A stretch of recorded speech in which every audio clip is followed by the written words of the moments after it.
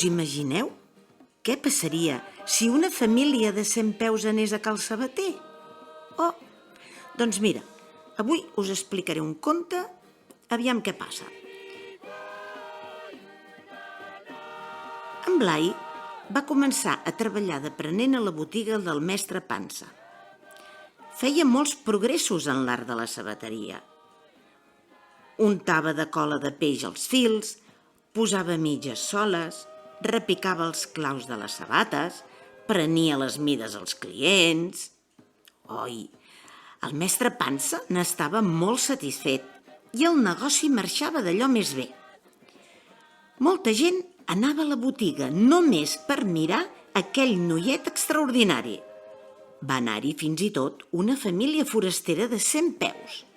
El pare i 2 fills. 2 fills que es deien 100 potetes i 100 camerics. I que no s'estaven mai quiets.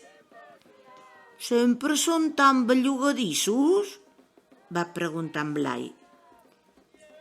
«Bellugadissos!», diu els 100 peus.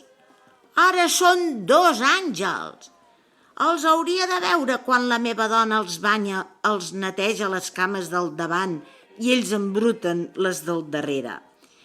Els neteja les del darrere i ells s'embruten les del davant. Jo, no s'acaba mai i cada vegada és una pastilla de sabó». El mestre Pansa va preguntar: «I com els prendrem les mides per les sabatetes en els petits?» «Per l'amor de Déu!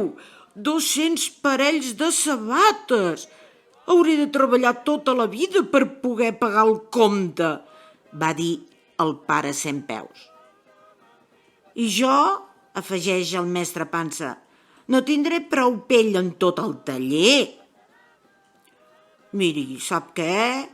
Doni una ullada a les que estan més estripades i mirarem de canviar almenys aquestes». 100 potetes i 100 camerics s'esforçaven a tenir quiets els peus mentre mestre Pansa i en Blai revisaven les soles i les punteres. «Aquest cal canviar-li els primers 2 parells i el que fa 30», va dir en Blai.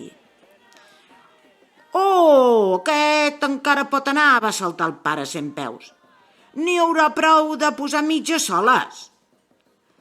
«A aquest altre li hem de canviar les 10 sabatetes del final, de la filera de la dreta», va observar el mestre Pansa. «Mira que els hi he dit 100 vegades que no arrosseguin els peus. Els nens caminen, potser, però aquests salten, ballen, s'arrosseguen. I ja veu el resultat. Tota la filera de sabates de la dreta es gasta abans que la de l'esquerra».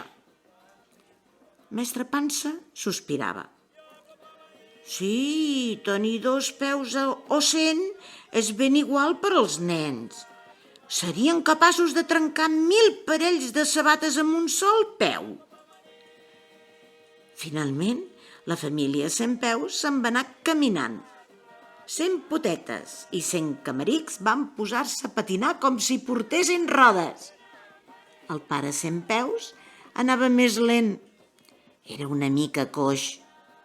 Només una mica. Era coix només de 36 peus. I vés a saber per on paren ara.